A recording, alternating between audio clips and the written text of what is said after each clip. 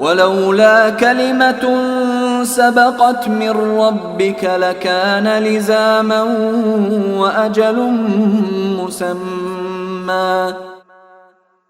اور اگر تمہارے رب کی طرف سے ایک بات پہلے ہی طے نہ کر دی گئی ہوتی اور اس کے نتیجے میں عذاب کی ایک میعاد مقرر نہ ہوتی تو لازمی طور پر عذاب ان کو چمٹ چکا ہوتا.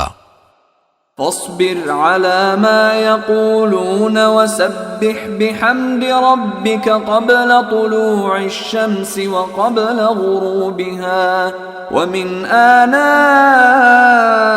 الليل فسبح وأطراف النهار لعلك ترضى.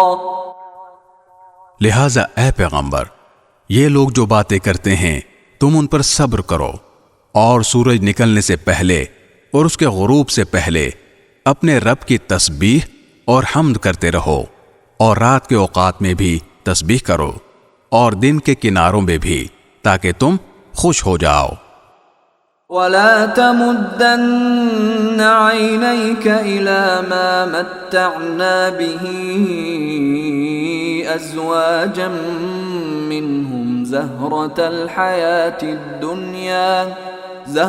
الحياة الدنيا لنفتنهم فيه ورزق ربك خير وأبقى.